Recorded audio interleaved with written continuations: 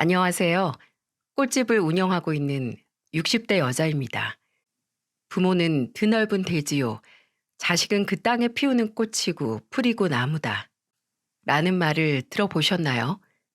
내 몸 위에 자리를 내어주고 내 몸에 있는 영양분 모두 주어서 자식들이 파릇파릇하게 피어나고 꽃 피우고 또 가지를 뻗어 나가는 게 부모의 도리이고 즐거움이라는 겁니다. 근데 그렇게 잘 키운 정원에 누군가 들어와 핀 꽃과 풀을 짓밟고 나무를 베어낸다면 내 몸에 지진을 일으켜서라도 쫓아내서 벌을 주고 싶겠죠? 아니, 내 몸을 쩍쩍 갈라서라도 그 갈라진 틈을 통해 지옥으로 보내고 싶은 그런 심정이었습니다. 저는 정말 제 자식들을 꽃을 키우는 심정으로 키웠어요. 남편은 큰딸이 중학교에 들어간 해에 사고로 가족 품을 떠났고 혼자 자식 셋을 키우면서도 행여 여자 혼자 애 키워서 애들이 버릇이 없다, 억세다, 막 자랐다 이런 세상의 손가락질을 받고 싶지도 않았고 아이들도 그런 취급받으며 무시당하게 하고 싶지 않았어요. 내가 일을 더 하더라도 애들은 좋은 거 입히고 좋은 거 먹게 하고 혹시라도 나중에 어디 가서 외식도 안 해봤냐, 거기도 안 가봤냐 라는 말 들을까 매주 애들을 데리고 좋은 곳에 가서 외식도 하고 또 애들이 가고 싶은 곳이라면 모두 손잡고 갔죠. 주변에서는 제게 독하다라고 했습니다. 하루에 3시간씩 자면서 일하고 애들 보는 게 솔직히 독하지 않으면 해낼 수 없는 일이잖아요. 저는 이 독하다는 말을 찬사로 들었습니다. 내가 그만큼 애들을 훌륭하게 키우는 거라고 애들을 키우는 것에 있어서는 한치의 부끄러움 없이 잘하고 있는 거라고 말입니다. 다행히 애들도 엇나가지 않고 그런 독한 엄마를 잘 따라와 주었네요. 그런 애들이 이제는 엄마보다 앞서 걸으며 엄마를 이끌어주고 제게 울타리 역할을 해주고 있네요. 뭐든 1등을 하지 않으면 밤잠도 설칠 정도로 포부가 크고 승부욕이 강했던 큰딸은 대기업에 입사해 이제 대리를 달았고요. 작은 딸은 중견기업 다니다가 5년 차 됐을 때 신생 브랜드 회사로 이직을 해 디자인팀 팀장이 됐고 막내 아들은 경찰 공무원으로 열심히 시민을 위해 일하고 있죠. 이만큼 키웠으면 이제 독한 엄마로 살지 않아도 될 거라고 생각을 했습니다. 이제 온몸에 도끼 빼고 살아도 애들이 지 할 일 열심히 하면서 살 테니까요. 근데 장성한 자식들 셋이나 있는데도 독할 수밖에 없는 사건이 나이 60 넘어서도 일어나네요. 모든 사건의 발단은 자식들 중에 가장 속 이야기 안 하고 조용한 작은 딸이 30 중반 무렵에 결혼 소식을 알려왔을 때 시작이 됐죠. 솔직히 작은 딸이 먼저 지금 만나는 사람이 있는데 그 사람과 결혼할 거라고 했을 때 놀랐어요. 들어보니 연애를 한 것도 1년이 안 됐거든요. 저도 그렇고 먼저 3년 연애하고 결혼한 큰딸도 너무 이른 거 아니냐고 더 만나보고 하라고 했는데 작은 딸은 단호했습니다. 결혼은 한참 만나다 막바지에 무슨 밀린 숙제하듯 외롭고 나이에 쫓겨서 하는 게 아니라고 하잖아. 혼자 살아도 되겠다 싶을 때 결혼하는 게 맞는 거라는데 지금 나도 그렇고 준민 씨도 딱 그런 상태고 또 준민 씨가 집도 준비가 된 상태라서 더 기다릴 필요도 없어. 작은 딸의 말로는 본인도 사이도 그때가 적기라고 생각을 했다는 겁니다. 뭐 둘의 생각이 그렇다면 굳이 제가 말릴 생각은 없었지만 그래도 뭔가 이르다라는 생각이 드는 건 막을 수가 없더라고요. 그래도 실제로 사위를 봤을 때는 사람이 좋아 보여서 조금은 안심을 했었어요. 작은 딸보다 1살 연상이었고 키는 그리 크지 않았지만 듬직했고 서글서글한 인상에 말을 참 재미있게 잘 하더라고요.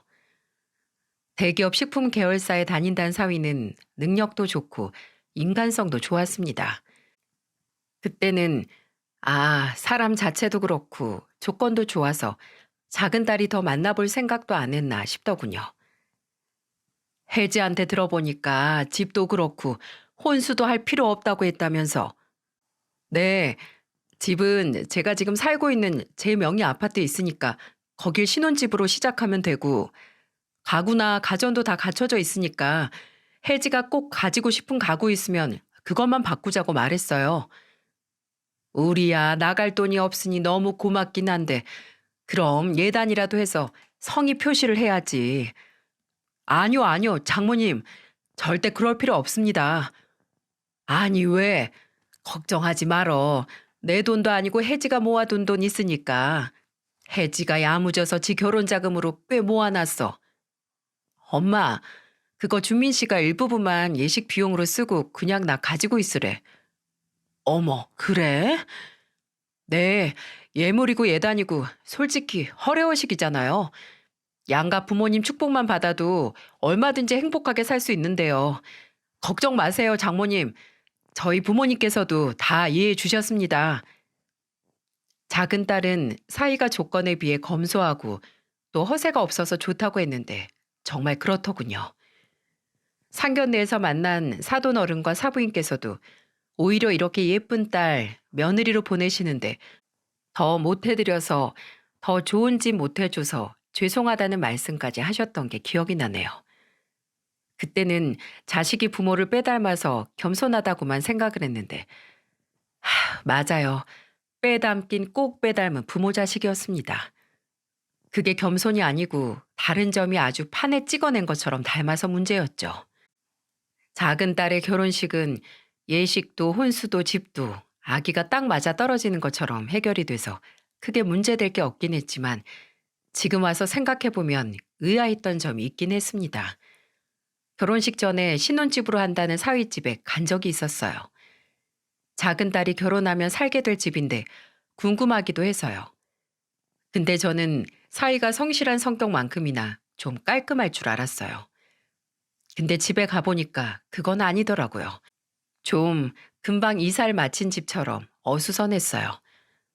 뭐 위생 상태야 남자 혼자 사는 집이면 크게 깔끔한 걸 기대하진 않았지만 그래도 의외였어요. 작은 딸도 그런 점이 의외였다고 했고요. 근데 그것보다도 제가 계속 기억에 남았던 건 다른 거였는데 하나는 뭔가 이상한 냄새가 난다는 거였어요. 말 그대로 퀴퀴하다고 하기에도 애매하고 매캐하다고 해야 할까요? 이서방, 아무래도 환기 좀 해야 할 것 같은데 공기가 좀 텁텁하네. 아, 이거 제가 장모님 오신다고 해서 초를 좀 켜고 있었는데 그 냄새인가 봐요. 예전에 선물 받은 초인데 오래됐었나 보네요. 그리고 냄새뿐만이 아니었어요. 사위 아파트는 방 3개짜리 30평대 초반 아파트였는데 현관을 들어서서 가장 앞에 있는 방이 좀 이상했어요. 그 방 안에는 벽 한쪽에 장롱만 있고 정말 아무것도 없는 게 아니겠어요? 장롱 안도 비어져 있었고 정말 아무것도 없었습니다. 어머, 이 방 뭐야? 계속 안 쓰고 있었나 보네. 아, 네. 아무래도 혼자 쓰다 보니까 방이 남았어요. 그렇다고 굳이 방 여기저기 물건 놓는 것도 어수선하기만 해서 헬지 들어오면 옷방으로 쓸까 해요. 그때는 그냥 사위의 말을 듣고 그런가 보다 했어요. 무슨 생각을 하겠어요. 그래도 이상한데? 라고 의심하기에도 이상했고 작은 딸도 본인이 이사 들어오면 집을 싹 청소하고 인테리어도 다시 한다고 하는데요. 이런 미심쩍은 기억을 금방 잊을 정도로 작은 딸은 결혼 후에 잘 살았습니다. 결혼하고 넉 달도 안 지나서 금방 임신도 했고요. 본인 예상보다 일찍 아이를 갖긴 했지만 그래도 작은 딸은 엄마가 되는 걸 기대했어요. 그 옷방으로 하기로 한 방을 다시 아기 방으로 한다고 하더군요. 사위도 워낙 가정적이고 자상해서 좋은 아빠가 될 거라고 생각했습니다. 아내에게도 심지어 장모에게도 잘하는데 본인 자식에겐 얼마나 잘하겠어요? 결혼하고 얼마 되지 않았을 때 제가 작은 딸하고 통화를 하다가 다음 주에 오랜만에 친구들하고 나들이 가는데 입고 갈 게 없네 라는 말을 한 적이 있어요. 아시다시피 정말 입을 옷이 없던 게 아니고 나들이 핑계로 오랜만에 옷이나 장만해야겠다는 말을 한 거죠. 근데 그 통화를 하고 이틀 뒤에 사위가 연락이 왔어요. 같이 쇼핑 가자고. 본인이 옷을 사준다고요. 전 아니라고 알아서 산다라고 말했는데 어차피 본인도 살 게 있으니 다 같이 가자고 하는 게 아니겠어요? 그래서 딸하고 사위하고 백화점에 갔죠. 근데 아무리 여성복 매장을 돌고 또 돌아도 마땅히 살 게 없는 겁니다. 왜 그냥 눈에 안 차는 걸로 대충 사면 사고 옷장에 처박아 두고 손이 잘 안 가게 되잖아요.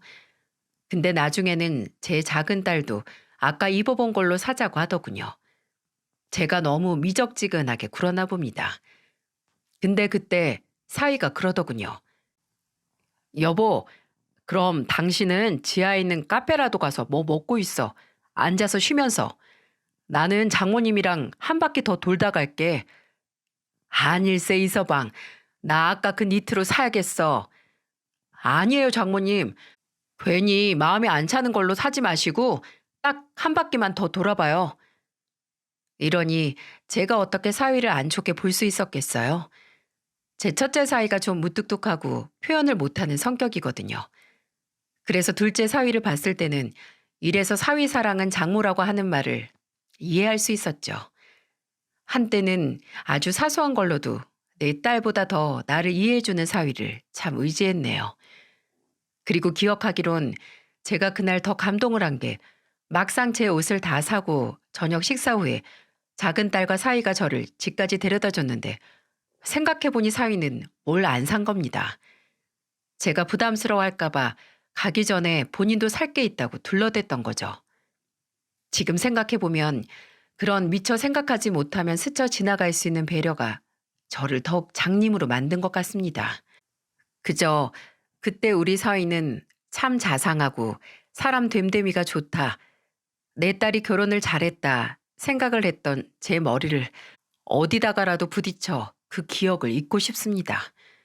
그런 끔찍한 생각을 하게 된 사건의 시작은 작은 딸이 결혼하고 반년 정도 지났을 때였죠.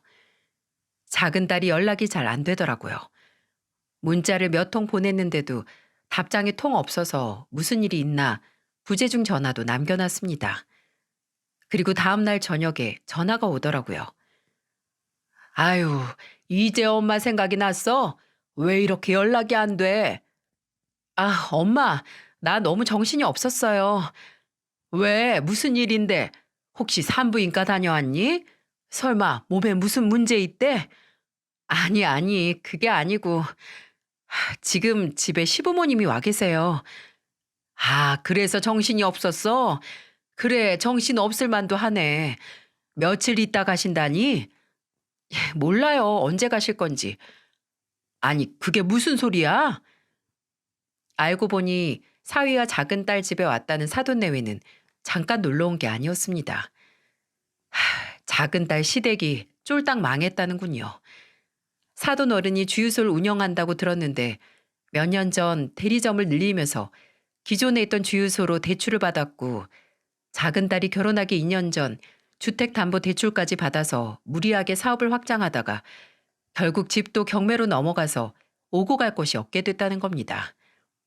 그래서 급하게 장남인 사위 집으로 들어오게 된 거고 제 작은 딸은 하루아침에 시부모님을 모시고 살아야 되게 된 거죠. 사위 말로는 사위도 부모님이 주유소로 사업자 대출을 받은 건 알고 있었는데 집 담보대출을 받은 건 까맣게 모르고 있었고 작은 딸에게는 길게 2달, 석 달만 모시고 살다가 어떻게든 부모님께 집을 얻어드리겠다고 미안하다고 했다는군요. 작은 딸은 순식간에 벌어진 일에 당황도 하고 또 불편하다고 했지만 그래도 일단 그 집은 사위의 명의였고 사위도 아무리 본인 부모님이라고 할지라도 계속 모시고 살 수 없다고 했다는 걸 믿었어요. 또 사위가 그 전에 제게나 본인에게나 잘했기에 그 믿음이 더 굳건했었죠. 사위는 저를 찾아와서도 말했습니다. 갑자기 집안이 망해서 아내에게 계획에도 없던 시부모님과의 생활을 하게 해서 면목이 없다고 말이죠. 제가 같이 사는 건 여러 사람이 불편하니까 차라리 대출을 받든 해서 집을 빨리 얻어드리는 게 낫지 않냐고 하니까 사위가 아직은 시기상조인 것 같다고 하더군요. 아직 사업 실패로 충격을 받은 부모님을 내보내기 어렵다고요. 그 마음이 이해가 안 되진 않았습니다. 사돈 내외는 일단 지푸라기 잡는 심정으로 장남 하나 믿고 그 집에 들어갔을 테니까요. 이제 홀몸도 아닌 작은 딸이 걱정이 되긴 했지만 작은 딸도 어쩔 수 없지 힘들 때 돕는 게 가족이니까 하고 참는다는데 제가 뭐라 하겠어요?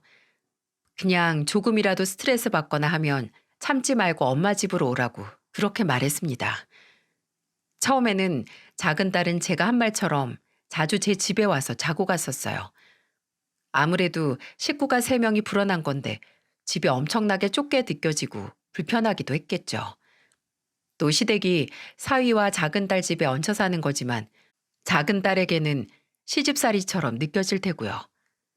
시부모님이 아이 방으로 쓸 방을 시부모님이 쓰신다고 하셨는데 그 전에 집에서 쓰던 물건을 조금도 안 버리고 몽땅 가져오신 것 같다고 집에 발 디딜 틈도 없다고 하더군요.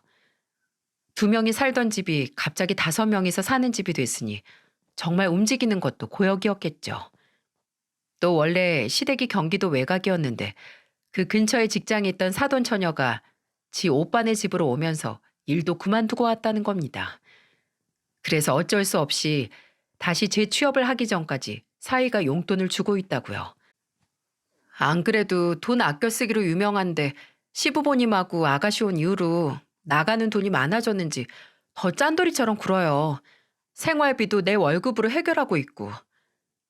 근데 그렇게 제 집은 피난처 마냥 오던 작은 딸이 어느 순간부터 제 집에 발길을 끊었습니다. 아니, 연락도 잘 안 됐어요. 4번 하면 1번 받을까 말까였죠. 그래서 제가 작은 딸에게 문자를 보낸 뒤 찾아간 적이 있었습니다. 그렇게 사돈 내외와 사돈 처녀가 같이 살고 나서 처음으로 찾아간 작은 딸네 집은 아비규환, 아주 귀신의 집이 따로 없었네요. 작은 딸 말처럼 그전 집에 있던 살림살이를 몽땅 가져온 건지 집안은 발 디딜 틈도 없이 좁았고 어수선했어요. 작은 딸은 아무래도 갑작스러운 시부모님과의 동거로 힘든 본인 모습을 제게 보여주고 싶어 하지 않는 것 같았습니다. 그런 딸의 모습도 물론 속이 상했지만 제가 딸네 집에 가서 놀랐던 이유는 따로 있었어요. 제가 아무래도 꽃집을 하다 보니 집이나 가게나 널린 게 꽃이고 빈손으로 가기도 뭐해서 꽃다발은 좀 크게 만들어서 갔었네요. 근데 제게서 꽃다발을 받은 사부인이 그 꽃을 어떻게 했는지 아세요? 봤더니 예쁘네요. 고맙습니다. 뭐 이런 인사 한마디 없이 그 꽃다발을 베란다에 두더군요. 애써 선물로 사온 사람이 무안하게 무슨 짓인지. 근데 그걸로 제가 충격을 받은 건 아니었습니다. 그 행동보다도 놀란 게 바로 같이 있던 사부인의 얼굴 때문이었죠. 뭐라고 설명을 해야 할지. 제가 상견례와 결혼식 날 마주쳤던 사부인의 얼굴은 화장기 하나 없는 얼굴에 순박한 모습이었거든요. 근데 아들 결혼식에도 분 하나 찍어 바르지 않던 사람이 왜 집 안에서 저리 강한 화장을 하고 있었을까요? 눈썹도 눈도 시커멓게 칠해져 있었고 입술도 빨갛게 발랐더라고요. 처음으로 그런 모습의 사부인을 마주했을 때 놀라서 인사도 안녕하세요. 사부인 오랜만입니다. 하고 어색하게 하고 말았네요. 사부인이 편히 있다 가시라고 현관문 바로 앞에 있는 방 안으로 들어가시고 나서 작은 딸에게 말했어요. 사부인 얼굴이 왜 저러냐고. 그랬더니 딸은 그냥 요새 우울한 일이 많아서 기분 전환 겸 집에서도 화장을 하고 계신 것 같다고 말하는데 아무리 그래도 그리 진한 화장을 집에서 좀 기이했죠. 또 이상했던 건 기억하시나요? 제가 작은 딸이 결혼 전 사위 집에 왔을 때 맡았던 그 매캐한 냄새. 그날 갔더니 그 냄새가 짙게 맡아졌다는 겁니다. 이 서방은 그 초를 아직도 안 버리고 쓰는 거야? 그 예전에 선물 받았는데 오래돼서 냄새가 이상해졌다고 한 거. 아, 그거 버리기 아깝다고 어머님이 쓰셨나 봐요. 아무리 봐도 작은 딸이 그 집에서 사는 게 아니 적어도 임신했을 때 그런 스트레스를 받는 게 아니라고 생각을 했습니다. 그래서 작은 딸에게 출산 전이라도 저한테 와서 지내라고 했어요. 그랬더니 작은 딸도 처음에는 알겠다고 했는데 나중에는 또 아직 회사에 나가는데 엄마 집은 회사랑 너무 멀다고 괜찮다고 하는 겁니다. 제 집이 그 당시 작은 딸 신혼집이랑 멀긴 했어요. 차로 1시간은 넘게 갔어야 하니까요. 그러다가 또 연락이 뜸해지고 나중에 큰딸에게 들어보니 큰딸이 조카들이 쓰던 아기용품이나 옷가지를 준다고 이서방을 시키든지 해서 집에 들르라고 연락을 했나 봐요. 근데 그때 작은딸이 어차피 지금 들고 와도 놓을 곳도 없다고 다른 사람을 주든 하라고 본인은 알아서 한다고 했다는 겁니다. 근데 분명 작은딸은 임신 초기 때부터 언니가 물건을 깨끗하게 쓰고 애들 용이라도 늘 고구만 사서 그거 물려받으면 된다고 했었거든요. 임신과 직장, 심지어 망한 시대까지 신경 쓰고 걱정할 게 많아서 귀찮아하는 건지 지 언니와 동생 그리고 제 연락까지 작은딸은 잘 받지 않았습니다. 저는 이때 사위 집에 들어가서 직접 딸의 짐을 싸서라도 딸을 데리고 제 집으로 왔어야 했어요. 아직도 후회가 되네요. 왜 자식이 크고 결혼도 해서 지 앞가림 할 거라는 생각 하나로 그렇게 손을 놓고 있었는지. 그렇게 연락이 뜸하던 작은 딸은 어느 날 불현듯 저를 찾아왔습니다. 그것도 새벽 1시. 폭우가 새벽까지 내리던 날이었죠. 저는 주택에 살고 있는데 대문에 초인종이 달려있긴 하지만 비가 많이 오고 바람이 많이 부는 날이면 종종 그 초인종 소리가 안 들리곤 했어요. 빗소리 때문도 있지만 전선 때문인지 초인종 소리가 희미해졌었죠. 기억하기론 새벽 3시 정도 된 시간이었던 것 같아요. 잠을 자다가 우수수 떨어지는 소리 틈으로 들리는 개 짖는 소리를 들었습니다. 이웃집에 큰 개가 있었는데 그 개가 아주 시끄럽게 짖는 거예요. 잠결에 뭐 때문에 저렇게 짖지? 라는 생각을 했는데 그때 엄마! 엄마! 눈이 번쩍 뜨였습니다. 빗소리와 개 짖는 소리를 뚫고 창문 밖으로 들리는 저 목소리를 저를 부르는 소리였어요. 처음에는 어느 집을 찾아온 거지 했지만 벌떡 일어나서 가만히 들어보니 그건 바로 제 작은 딸의 목소리였어요. 저는 무슨 정신인지 집안에서 버튼 하나로 대문을 열어줄 생각도 못하고 우산을 들고 집 밖으로 뛰쳐나갔어요. 비가 와서 눈앞은 잘 안 보이고 대문을 여는 손도 헛돌아 미끌거리는데 저는 정신없이 대문을 열었어요. 혜지야, 너 지금이 몇 시야? 아니, 왜 우산도 없이 왔어? 엄마, 엄마, 나 좀 살려줘요. 나 좀 살려줘. 문이 열리자마자 제게 매달리는 작은 딸을 붙들고 집 안으로 들어갔어요. 들어가면서 봤는데 작은 딸은 그 비가 오는 날 맨발에 슬리퍼를 신고 품에는 작은 가방을 소중히 껴안고 있었습니다. 분명 눈앞에 정말 오랜만에 보는 연락도 안 되던 작은 딸이 있는데 이게 무슨 상황인지 도통 가늠이 안 되는 거예요. 저는 일단 비를 쫄딱 맞은 작은 딸에게 뜨거운 물로 씻고 나으라고 했지만 작은 딸은 어리 빠진 얼굴로 옷만 갈아입고 넋이 빠져서 앉아만 있는 거예요. 혜지야, 일단 너 좀 뜨거운 물로 몸 좀 녹여. 이게 뭐야? 너 이러다 잘못되면 애는 어떻게 할 건데? 엄마, 이제 다 소용없어요. 다 필요 없어. 아니, 그게 무슨 소린데. 너 정말? 일단 너 여기 이러고 온 거 이서방은 알아? 이서방 때문이야? 답답해 미칠 지경인데 제대로 설명도 안 해주는 작은 딸을 보고만 있다가 저는 휴대폰을 집어들었어요. 안 되겠다.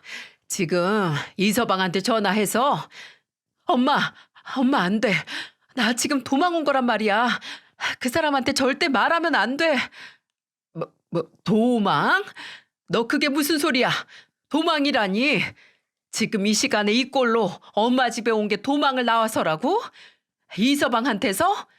혜지야, 엄마 답답해 미치는 꼴 보기 싫으면 당장 이게 무슨 일인지 말해. 대체 이서방이 무슨 짓을 한 건데?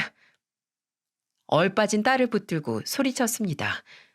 답답해서 당장 내 딸에게 무슨 일이 일어난 건지, 내가 모르는 무슨 일이 있는 건지 당장 알아야겠어서 몸에서 사리가 나오는 것 같았어요. 저는 일단 아직도 정신이 없어 보이는 딸의 젖은 머리를 말려주고 슬리퍼를 신고 오느라 빨개진 발은 뜨거운 수건으로 덮어 마사지를 해줬어요.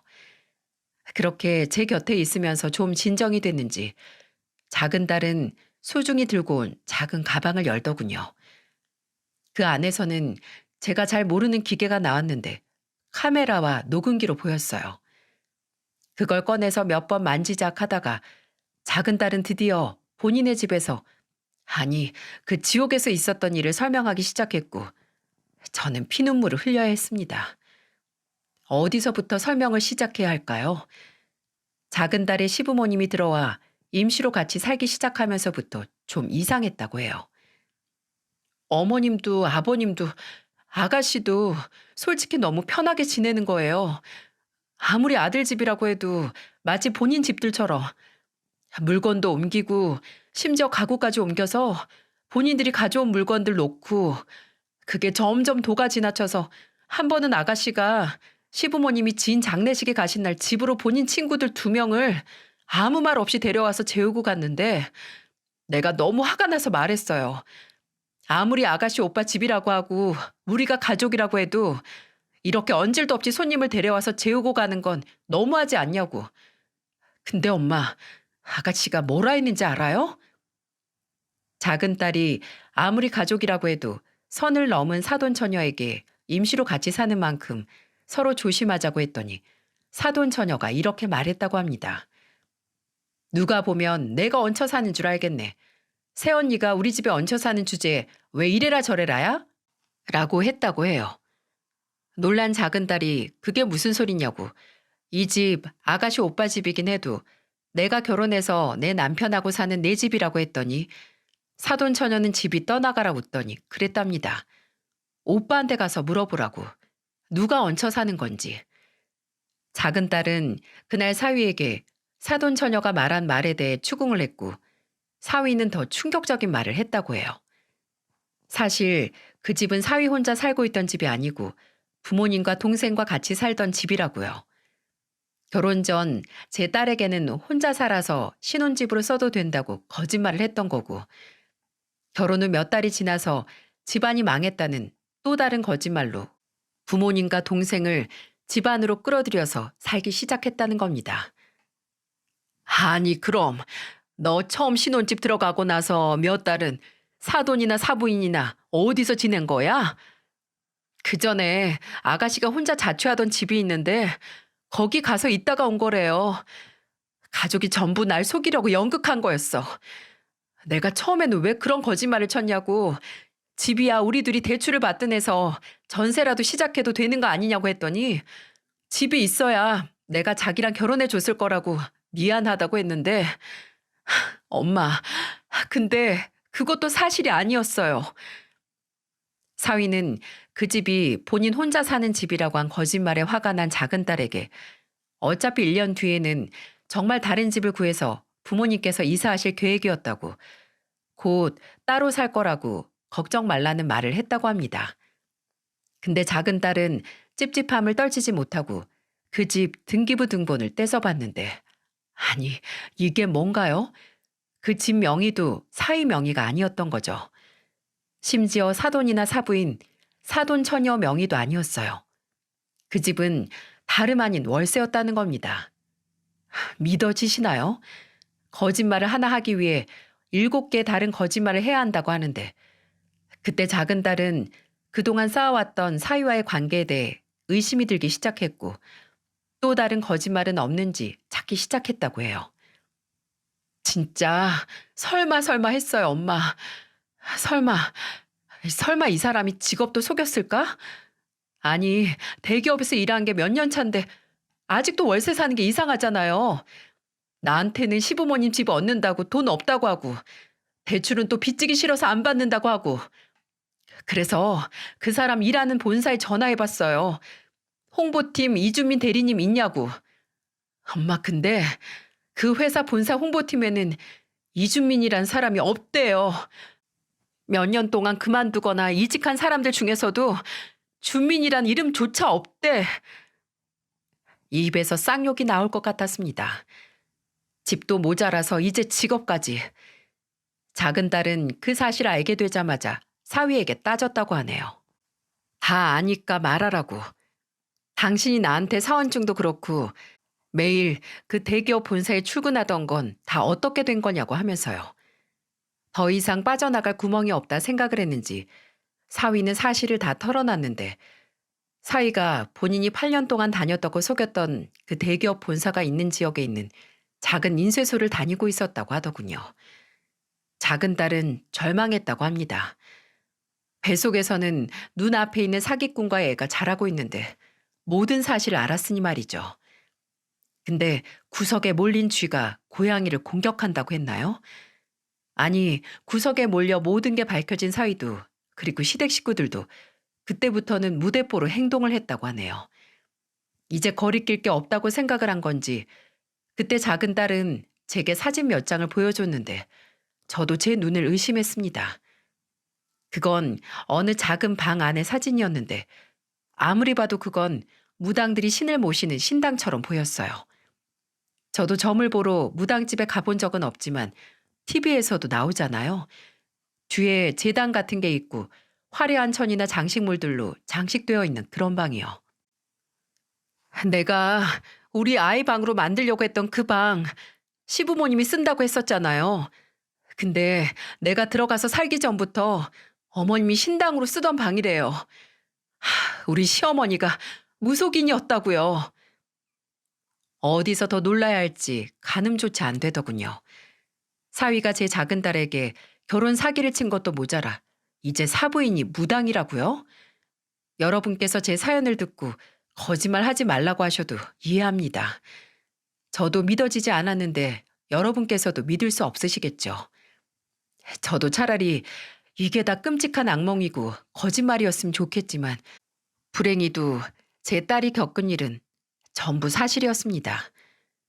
제가 딸 집이라고 생각했던 그 집에 갔을 때 맡았던 그 매캐한 향도 사부인이 신에게 기도를 드릴 때 따로 피우는 향냄새였다고 하더군요. 작은 딸이 모든 사실을 알게 되자 사부인은 더 이상 지체하지 않고 집안에 신당을 만들어서 손님을 받기도 했다고 해요. 그것도 기겁을 할 노릇인데 더 견딜 수 없는 건 사부인의 이상 행동은 따로 있었습니다. 어머님이 나한테 웬 부적을 써주시는 거예요. 나도 이제 이 집의 진정한 일원이 됐으니까 액땜을 해야 한다고. 진짜 가족이 된 의식을 해야 한다고. 그러려면 내가 이전 사회에서 묻혀온 기운을 씻어야 한다고, 구슬해야 한다고 하는데 돈을 달래요. 아무리 가족이어도 굿은 물질적인 보상이 있어야 한다고. 난 그때 남편이 그 인간이 어머님을 말릴 거라고 생각했어요. 근데 몇십 년 같은 집안에서 그 꼴 보고 산 사람이 뭐가 다르겠어요. 이미 한통속이지. 나한테 그냥 어머님 용돈 준다고 생각하고 주라는데 미쳤어요? 1,000만 원 가까이 되는 돈을 내가 됐다고 안 한다고 엄마 집으로 간다고 했는데 그때부터 더 이상 그 집에서 살 수 없다고 생각한 작은 딸은 제 집으로 오려고 했지만 온 가족이 합심을 해서 작은 딸을 막았다고 합니다. 휴대폰을 뺏고 물건을 숨기고 작은 딸이 회사에 가면 데려다주고 데리러 가는 명목으로 감시도 했다고 해요. 작은 딸도 처음에는 임신도 했고 무서워서 눈치를 보고 가만히 있었는데 점점 도가 지나쳤다고 해요. 사부인은 작은 딸에게 남은 기운을 지운다고 작은 딸이 집에 있으면 시도 때도 없이 쌀을 뿌리고 콩을 뿌리고 밥은 속을 정화시켜야 한다고 미음밖에 먹지 못하게 했고 간이 된 건 일절 못 먹게 막았다고 해요. 밖에서도 못 사 먹게 계속 전화를 해서 방해하고 물어보고 그날 점심 메뉴를 찍어서 보내라고 했고요. 그런 해괴한 짓거리를 참을 수 없었던 작은 딸은 사위에게 통보를 했다고 합니다. 더 이상 이렇게 못 산다. 애는 내가 혼자 키우는 한이 있더라도 당신하고 이혼을 하겠다고요. 그리고 사실 작은 딸이 사위와 사위 가족의 비밀을 알기 전에 사위가 작은 딸에게 돈을 빌려갔다고 해요. 결혼 전 사위가 목돈으로 가지고 있으라는 돈이었는데 예식 비용으로 쓰고 남은 돈이 7천만 원 정도 됐었죠. 임신 사실을 알고 얼마 지나지 않아 사위가 같은 회사 사람에게 좋은 투자 정보를 들었는데 당장 투자할 현금이 없다고 그걸 작은 딸에게 빌려달라고 했다는 겁니다. 몇 달 안에 몇 배로 불어날 게 틀림없다고 바로 갚는다고 하면서 말이죠. 그때는 사위가 대기업 사원이라고 철석같이 믿고 있기도 했고 또 집도 혼수도 전부 사위가 해왔으니 안 빌려줄 수 없어서 작은 딸이 빌려줬다고 합니다. 근데 몇 달이 지나도 그 투자에 대한 소식을 사위에게서 못 듣고 있었는데 모든 사실을 알고 나선 더 이상 지체할 수 없게 된 거죠. 작은 딸은 그때 빌려간 7천만 원 내놓으라고 그 돈 나한테 돌려주고 갈라서자고 말했는데 그때부터 사위 눈이 뒤집혀서 난동을 부렸다고 하네요. 작은 딸은 그때까지 그 인간들이 자신에게 더한 짓을 할 거라는 걸 알지 못했던 겁니다. 지가 한지 생각도 못하고 눈이 돈 사위는 작은 딸에게 손을 들고야 말았고 심지어 그 부모와 동생 할 것 없이 사위가 제 딸을 때리는 걸 보고 모른 척하고 사부인은 같이 때린 적도 있다는 거예요. 눈앞에 벌겋게 달아오르는 것 같았어요. 딸이 울면서 본인이 어떻게 맞아왔고 심지어 사부인이 아파트 계단에서도 밀려고 했다는 소리를 했을 때는 목구멍에서 숨소리 하나 나오지 않았습니다. 그러다가 불현듯 작은 딸의 배에 눈길이 갔어요.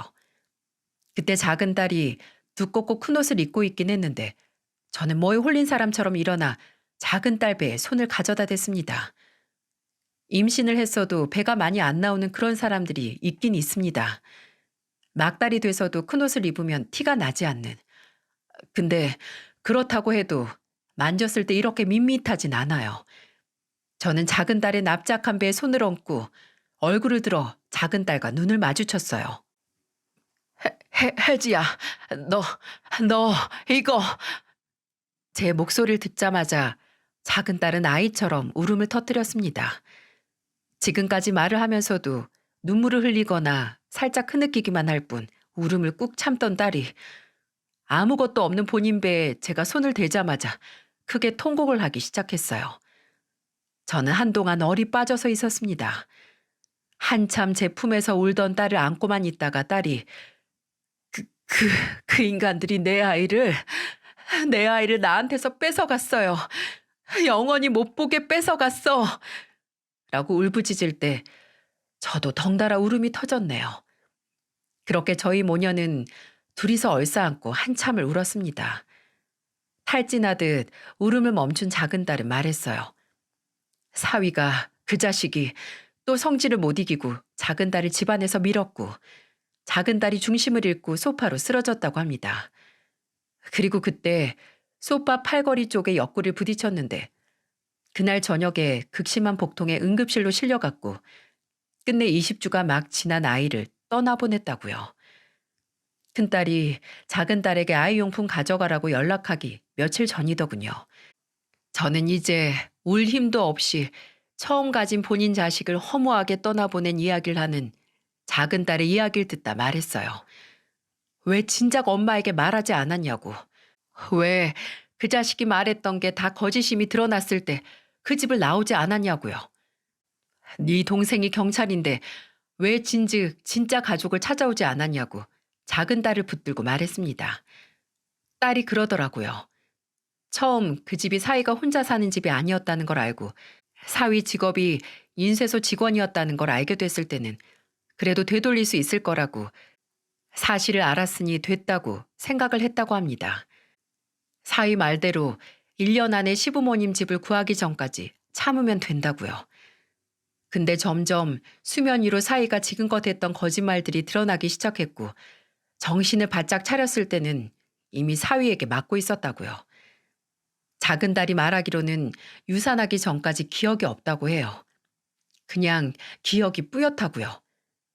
충격을 심하게 받은 건지 제게 엄마 이게 잘 된 건지 다행인지 모르겠는데 몸에 멍은 남아있는데 그 인간한테 맞은 기억은 별로 안 남아있어요. 라고 말하는 작은 딸을 보고 저도 정신을 놓고 싶었습니다. 근데 유산을 하고 아이를 잃고 나니까 나도 엄마 품에 한 번도 안겨보지 못한 아이를 따라가기 전에 그 집을 나와야겠다고 다짐했다고 해요. 근데 그 전에 꼭 할 일이 있었는데 이렇게 나가서 그냥 이혼만 하기엔 억울해서 사위나 시댁 인간들이 본인에게 한 짓들을 증거로 만들어야겠다고 생각했다네요. 다 같이 합심해서 나 하나 등신 만들었는데 이혼할 때도 마찬가지겠지. 내가 미친 거라고, 내가 미쳐서 유산하고 이혼하자고 하는 거라고 몰아갈 수도 있잖아요. 그래서 증거 다 모을 때까지 더 참았어.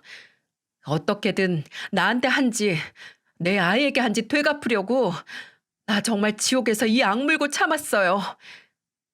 작은 딸이 비 오는 날 품에 소중히 안고 온 그 가방에서 나온 작은 카메라 녹음기가 그 증거였습니다. 작은 딸은 병원에서 퇴원하면서부터 집안에 가정용 CCTV를 설치했고 매일 몸에 녹음기를 지니고 생활을 했다고 해요. 유산하고 나서 작은 딸에게 사위와 시댁 인간들은 더 가혹하게 굴었고 그 모습이 전부 그 작은 기계 안에 녹화가 되고 녹음이 됐다고요. 저는 차마 그 영상을 보지 못했습니다. 나중에 그 영상을 본 큰딸에게 듣기로는 사부인이 작은 딸에게 물을 뿌리고 세탁기에서 꺼내온 옷들을 던지고 심지어 불로 위협도 하는 장면도 있었다고 하네요. 부적에 불을 피워서 그걸 작은 딸 얼굴에 가져다 댔다고요. 사위도 더하면 더했지 덜하진 않았다고 하는데 작은 딸의 머리통을 후려갈기고 목 뒷덜미를 잡고 이리저리 끌고 다니기도 했다고 합니다. 장면을 보지 않고 듣기만 해도 머리 꼭대기로 피가 몰리고 당장 그것들을 잡아다 무자비하게 두들겨 패고 싶었어요. 그 어떤 벌을 받는다고 해도 그 인간들만큼은 제 손으로 꼭 지옥으로 보내고 싶었습니다. 작은 딸에게 모든 설명을 듣고 저는 바로 아들에게 연락을 했어요. 아들은 경찰이니 저보다도 그때 작은 딸이 그 인간들을 고소하는 절차에 도움이 될 테니 말입니다. 아들 또한 본인 누나가 당한 일에 대해 법보다 주먹으로 무력으로 보복을 하고 싶어 할 정도로 분노했지만 입장이 입장이고 또 앞으로 작은 딸이 할 고소에 영향이 갈지도 모르니 꾹 참자고 했어요. 근데 저는 도저히 참을 수가 없더라고요. 다음 날 낮에 작은 딸이 지 동생과 경찰서에 가고 변호사 사무실에 갈 때 저는 혼자 사위의 집에 갔습니다. 내 딸을 몇 개월 동안 지옥에서 살게 한 그 악기들이 있는 곳으로요. 사실대로 말하면 저는 그 집으로 향하면서도 어떻게 보복을 할지 감이 안 잡혔습니다. 그저 평범한 사람인 제가 비정상적인 인간이 내 딸에게 저지른 일에 대한 보복을 얼마나 독창적이고 악독하게 상상할 수 있겠어요. 조금이라도 되갚아 주겠다고 마음을 먹긴 했는데 가서 쥐어 패는 것만으로는 속이 안 풀릴 것 같았죠. 그러다가 길가에서 고소한 냄새가 나는 거예요. 그 근처에 방앗간이 있더라고요. 왜 들기름 팔고 떡하고 쌀 파는 곳이요. 지나가면서 앞에 수북이 쌓여있는 쌀을 보니 사부인이란 인간이 제 딸에게 기운을 쫓는다며 쌀을 뿌렸다는 말이 떠오르더군요. 저는 그 방앗간 앞에 한참 있다가 안으로 들어갔습니다. 그리고 다시 나와서 목적지로 향했죠. 제가 사위 집에 도착했을 때 뭐가 그리 뻔뻔한지 그 무당 화장 덕지덕지한 사부인이 문을 열어주더군요. 평일이라서 사위는 아직 퇴근 전으로 보였고요. 무슨 일로 오셨어요? 새아기라면 지금 집에 없는데. 알아요. 지금 제 집에 있거든요. 새아기가 사부인 댁으로 갔나요? 왜요? 이 집에서 도망쳐 나와서 엄마 집 갔다니까 혹시 무슨 이야기라도 했을까 싶어요? 네?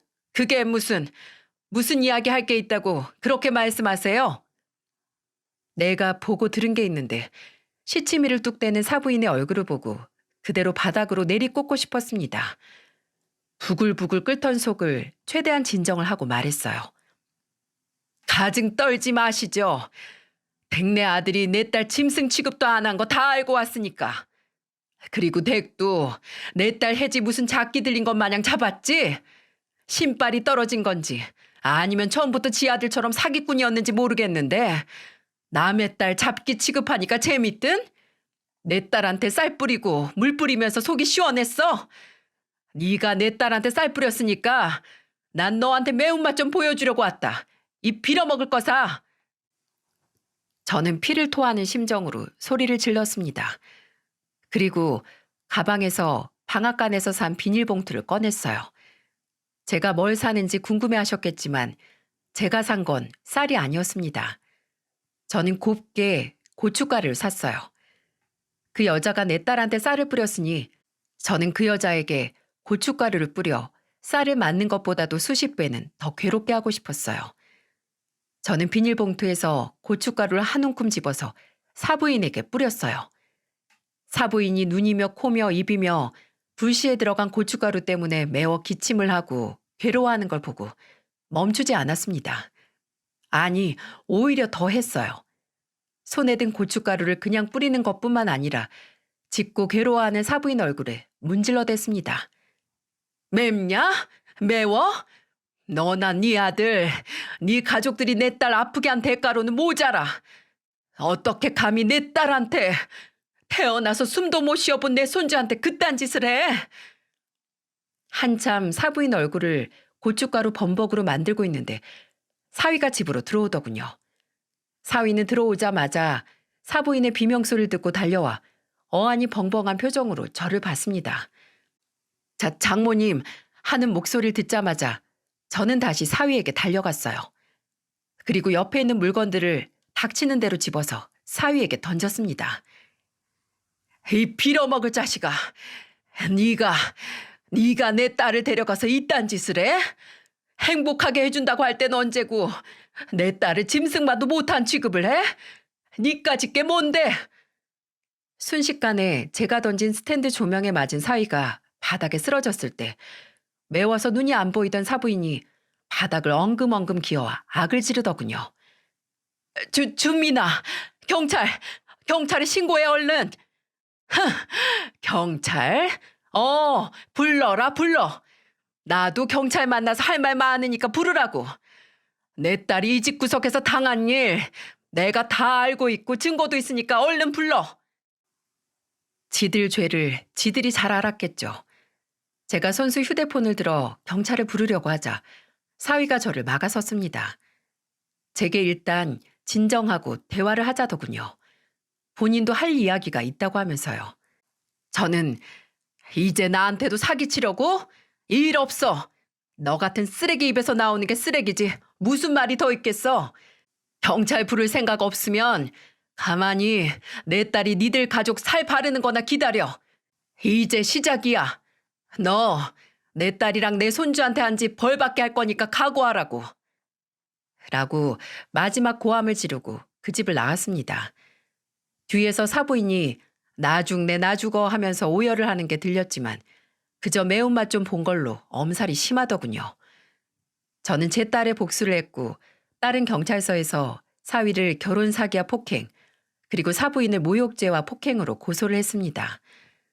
이걸 다행이라고 해야 할지 모르겠지만 금전적인 피해는 초반에 빌려준 7천만 원이 전부였어요. 사위가 이후 모든 거짓이 들통났을 때 신용 등급이 좋은 딸 명의로 대출을 받으려고 하고 사돈 어른까지 며느리 명의로 대출을 받으려고 하고 심지어 사돈 처녀도 무슨 네일아트인지 뭔지 가게를 낸다고 돈을 빌려달라고 제 딸을 못 살게 굴었다고 하더군요. 그리고 딸이 그 요구들을 들어주지 않자 사위와 사부인의 폭행의 정도가 점점 거세진 거라고 하더군요. 더 놀라운 건 사부인 그 무속인 있죠? 이미 사기 굿으로 악명이 자자해서 정가가 있더라고요. 아주 집안이 대대로 사기꾼 피가 흘렀던 겁니다.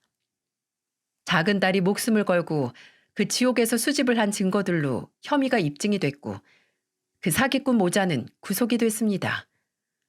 이혼 소송이 끝나기도 전에 1심에서 사위는 징역 3년과 사부인은 징역 8개월을 선고받았죠. 근데 제가 정말 어처구니 없는 이야기를 해드릴까요? 사위가 일하던 곳 인쇄소에서 사위에게 선처를 바란다는 탄원서를 제출하겠다고 한 거예요. 딸 이혼 변호사에게 듣기로는 그쪽에서 항소를 하기 위해 직장 동료들에게 부탁을 했다는데 믿어지시나요? 아니, 지 아내가 유산을 할 때까지 패고 사기를 치고 돈을 갈취한 놈이 뭐가 억울하다고 탄원서를 제출하나요? 눈이 횟가닥 도는 줄 알았네요. 저는 큰딸과 함께 그 인쇄소를 찾아갔어요. 무작정 쳐들어가 사장과 직원들이 보는 앞에서 제 딸이 사위에게 폭행당하는 장면을 큰딸의 타블렛 PC로 보여줬습니다. 이게 지금 당신들이 탄원서 보내서 형량 줄여주겠다고 한 인간의 본 모습이에요. 뭐가 속았는지 모르겠지만 이준민 이 인간 이 인쇄소 다니는 게 쪽팔려서 불쌍한 내 딸한테는 대기업 다닌다 거짓말 치고 사기 결혼한 몹쓸 인간이라고.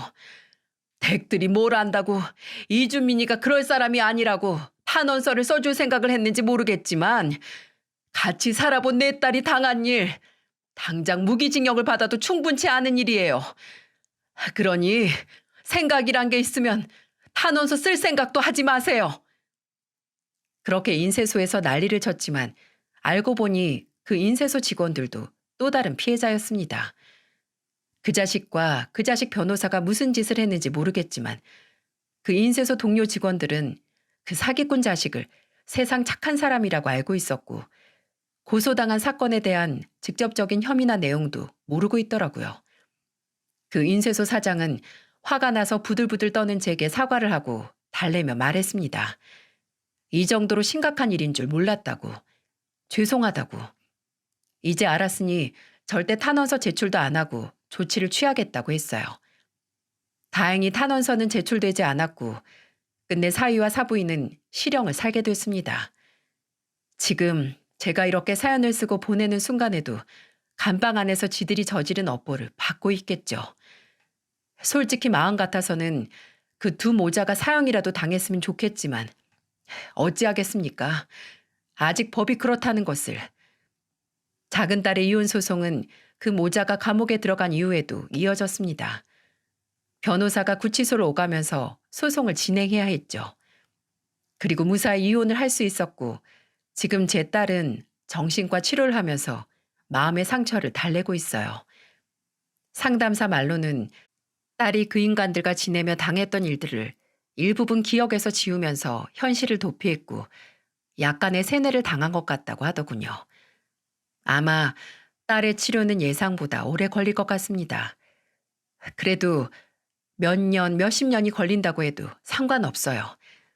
그저 이렇게 치료를 받을 기회가 있는 것만으로도 지금은 감사하고 딸이 잘 따라만 와준다면 바랄 게 없습니다. 그리고 저도 시간이 얼마가 걸리든 그런 딸 곁에서 딸을 지지하고 응원하면서 딸이 절대 혼자가 아니라는 사실을 매 순간 일깨워 줄 거예요. 사연을 들어주신 분들께서도 부디 제 딸이 하루빨리 이 악몽과도 같은 사건의 그림자에서 벗어날 수 있게 기도해 주시길 바랍니다. 저 또한 여러분의 행복과 가정의 평안을 바라겠습니다. 감사합니다.